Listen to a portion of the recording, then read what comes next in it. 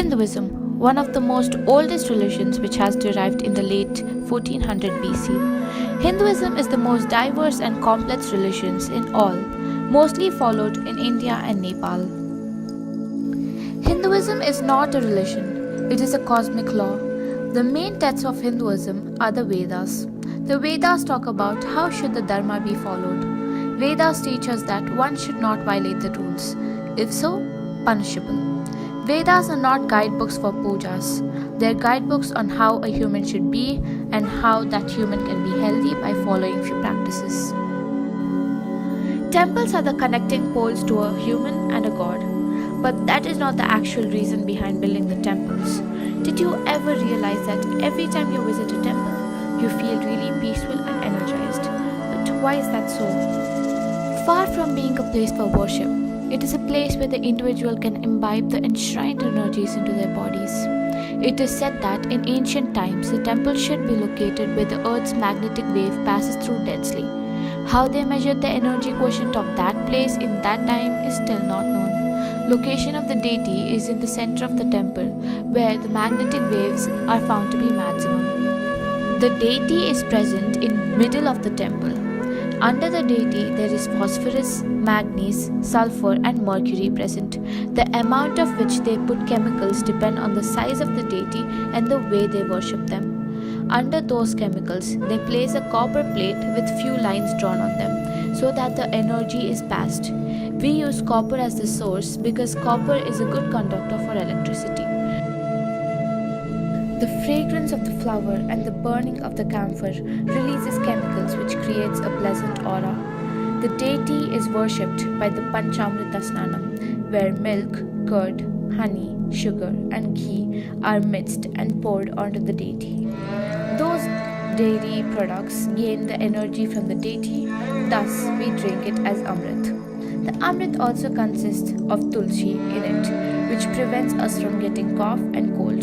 Not only preventing, but cures it too. The bell is yet another science in the Hindu practices.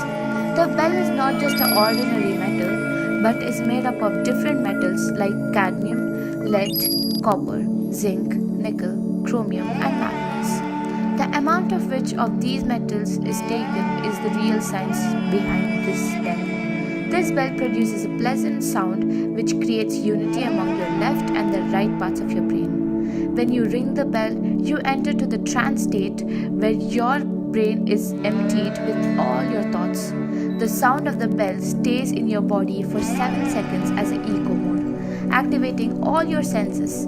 The sound made by the bell does not let any animal or insect or dust stay in the temple for long. There are few rituals or rules to follow which we think will harm the environment, like the rituals where we mix human ashes into the river. Mixing ashes into river does not harm the river. Human body is made up of 5 major elements: water, air, sky, soil and fire. Our body is burned and is turned into ashes. The ashes are turned into soil. Our bones don't turn into ashes in a short time, so they are mixed into water. Vedas tell that there are 8 kinds of elements present in the air, and in those 8 elements, one of them is present in our body. In that one element, there are 10 more elements present. The Vedas do not support pollution nor destruction. Example: Navratri. Navratri is a span of 9 days where we worship 9 avatars of Goddess Durga. Each avatar has a significant role to play. We worship 9 different avatars of Goddess Durga to enhance 9 different aspects of our body. During these days, we meditate, take part in satsangs, and fast. Fasting helps us to remove toxins from our body. By removing toxins from our body becomes more healthy and active, whereas meditation brings peace into our lives. All these practices brings positive vibes and cleans our mind from all the negativity. This is told by an astrologer and a Vastu expert in an article from the Deccan Chronicle. Vedas are just guidebooks. They tell us the difference between good and bad. All the gods are nothing but courage, prosperity, happiness, peacefulness and energy. God is there for giving us a hope when we are hopeless. The Vedas, known also as the writings written by God, Don't let us lose directions. Temple is a place where the God is present, but all directions lead to just one place. When you have a deepest experience of meditation, then you create a temple inside you.